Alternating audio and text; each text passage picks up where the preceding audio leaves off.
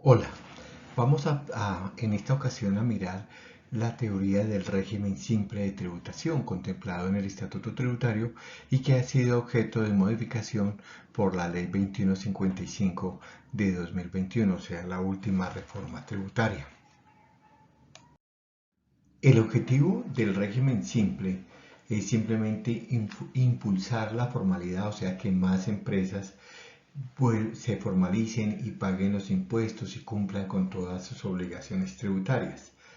Eh, Además, pues obviamente se pretende reducir cargas formales y sustanciales, toda esta cosa de la presentación de declaraciones de renta, declaraciones del ICA y declaraciones de impoconsumo. Eso es lo que pretende reducirlo. Simplificar y facilitar las obligaciones tributarias. Este régimen es voluntario, o sea que las personas pueden entrar, pero solamente pueden entrar una vez al año, o sea, antes del mes de febrero, como lo veremos enseguida, y comprende el pago de impuestos de una manera integral, o sea, no se tendría que pagar por un lado renta, por otro lado el ICA y por otro lado el consumo, sino en una sola declaración estaríamos cumpliendo con eso. El régimen simple hace una declaración cada año que se presenta en los primeros meses del año siguiente de acuerdo con el calendario que establezca la DIAN. Igualmente, este régimen obliga a los contribuyentes a pagar un anticipo bimestral, que es más o menos por el monto del impuesto que tienen que pagar dependiendo de los ingresos. Sobre este tema regresaremos más adelante. Ya les había dicho que cubre el impuesto de renta, el impuesto al consumo y el ICA, el impuesto de los impuestos de industria y comercio.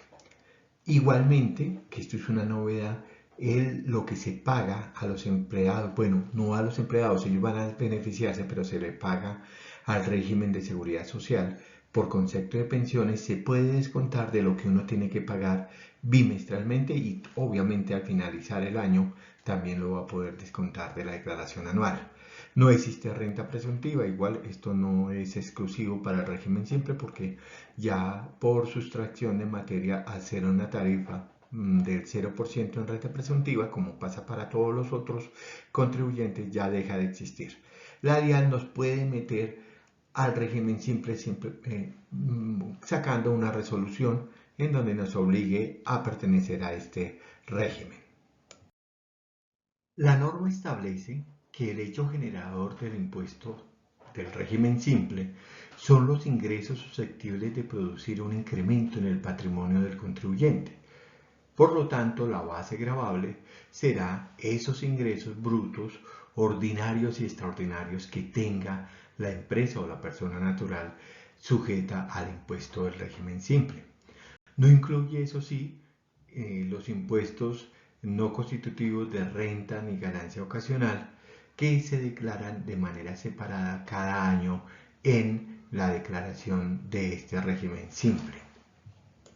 Como hemos indicado anteriormente, tanto las personas naturales como las jurídicas pueden pertenecer al régimen simple, solamente que sus ingresos estén por debajo de las 100.000 VT, o sea, esto es más o menos 3.630 millones de pesos en el 2022. Antes, recordemos que antes de la última reforma de la ley 2155, solamente se podía pertenecer si uno tenía 80.000 VTs. ¿Listo? El registro se debe hacer hasta el último día del mes de febrero, que será, si es bisiesto, será el día 29 o si no, corresponderá al día 28 de febrero de cada año. Igualmente, las personas y empresas que son nuevas, que se están inscribiendo por primera vez en el RUT, lo pueden hacer inmediatamente. Es decir, no necesitan el mes de febrero, sino que deben estar inmediatamente afiliándose al régimen. Y por favor, una cosa importante es que las empresas deben pertenecer durante todo el año al régimen simple. No se pueden retirar, por ejemplo, en abril, ni en julio, ni nada, sino deben hacer enero, febrero y desafiliarse en el mes siguiente, en enero, durante el mes de enero, deben proceder a cambiar su inscripción, si es que se van a retirar del régimen simple. Una vez más, ratifico que en el impuesto simple se paga el impuesto de renta, el impuesto al consumo y el impuesto de industria y comercio de todos los municipios. ¿Quiénes pueden pertenecer al régimen simple? Pues simplemente las personas, empresas naturales o jurídicas, que sus socios o accionistas sean, residan o sean colombianas, ¿listo? O sea, porque podemos tener extranjeros. Igual que en el año anterior no hubiesen tenido ingresos superiores a los 100.000 VT, tal como lo estábamos hablando hace un minuto, y si uno de los socios tiene una o varias empresas o participa en una o varias sociedades inscritas en el impuesto del régimen simple, los límites máximos deben ser revisados de manera consolidada, o sea que proporcionalmente debemos sumarle para que no sobrepase ese régimen, ese límite de 100.000 VTs que puso la norma. Esto de la consolidación de varias empresas, o sea, de los ingresos de varias empresas, debe ser también tenido en cuenta cuando se tiene una participación del 10% o cuando se es socio o gerente o administrador. Importante porque no deben superar los 100.000 VT de que trata la ley 2155. Igualmente deben estar, el contribuyente debe estar totalmente a paz y salvo con el gobierno nacional, con el departamental y los municipales. Y una cosa importante que es estar al día en el sistema de seguridad social integral, lo cual dificulta un poquito, sobre todo en estas épocas de la pandemia y después la pospandemia, que pone en problema a muchas de las empresas. Igualmente, la norma, el 906, el artículo 906 del Estatuto Tributario, establece quiénes no pueden pertenecer al régimen de tributación simple. Las personas jurídicas extranjeras o establecimientos permanentes de ella, las personas naturales sin residencia en Colombia, las personas residentes en el país que en ejercicio de sus actividades configuren en los elementos propios de un contrato, realidad laboral o relación legal y reglamentaria de acuerdo con las normas. O sea, si es empleado o algo, no va a poder pertenecer al régimen simple si es extranjero. Igualmente no pueden pertenecer al régimen simple las sociedades cuyos socios administradores tengan en sustancia una relación laboral con ellas. O sea, que simplemente por medio de esa empresa se preste los servicios personales de manera habitual y con subordinación. O sea, no hay posibilidad de que uno cree su empresa y que ella sea la que facture y pertenecer al régimen simple. Las entidades que sean filiales, subsidiarias, agencias, sucursales de personas jurídicas extranjeras que cumplan con estas mismas condiciones. Y las sociedades que sean accionistas, suscriptores, partícipes, fideicomitentes o beneficiarios de otras sociedades o entidades en Colombia y en el exterior. Lo que se quiere evitar es el fraude con estas empresas. Tampoco pueden pertenecer al régimen de tributación simple las sociedades financieras, las personas naturales o jurídicas que se dediquen a actividades como de microcrédito, de gestión de activos, de factoraje o factoring, los servicios de asesoría financiera y estructuración de créditos, la generación, transmisión o distribución de energía eléctrica, la actividad de fabricación, importación o comercialización de automóviles o actividades de importación de combustibles. Cuando las personas jurídicas o naturales desarrollen simultáneamente actividades relacionadas en los numerales anteriores, obviamente tampoco pueden pertenecer al simple.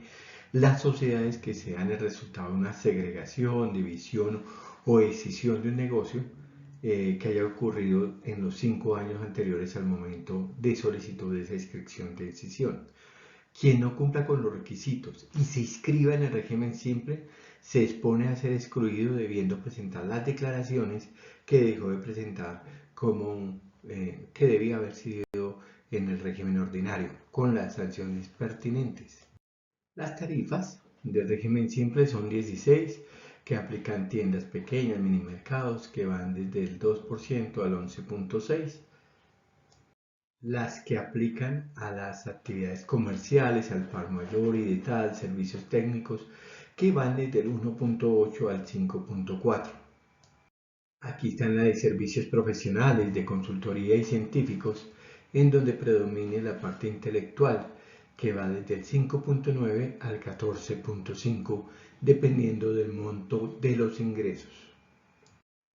Y en cuanto a tarifas, la parte final es el expendio de comidas y bebidas, actividades de transporte, que va de 3.4 al 7%. Recordemos que ya habíamos dicho sobre el anticipo bimestral que están obligados a pagar los contribuyentes del régimen simple y por supuesto que están los 4 segmentos que hablábamos hace un momento con las tarifas. Entonces en este caso las tiendas pequeñas, minimercados, micromercados y peluquerías pagarán un anticipo entre el 2 y el 11.6% dependiendo del tamaño de los ingresos. Aquí observamos el segundo segmento que corresponde a las actividades comerciales al por mayor y de tal, servicios técnicos y mecánicos y en fin toda la parte que señala ese segmento y las tarifas del anticipo va entre el 1.8 y el 5.4 dependiendo por supuesto de los ingresos del contribuyente. En los servicios profesionales y donde predomina la actividad intelectual, el anticipo va del 5.9 al 14.9%. En cuanto a las actividades de expendio de comidas y bebidas y actividades de transporte, el anticipo varía entre 3.4 y 7% de acuerdo con la tabla que estamos presentando acá. Por otro lado, a los contribuyentes del régimen simple no se les practica retención en la fuente, o sea, están exonerados de la retención en la fuente y de las autorretenciones. Solamente deben practicar el que se hace por pagos laborales, que se hace mensualmente, que corresponde dependiendo del tipo de actividades, deben pagar esa retención en la fuente.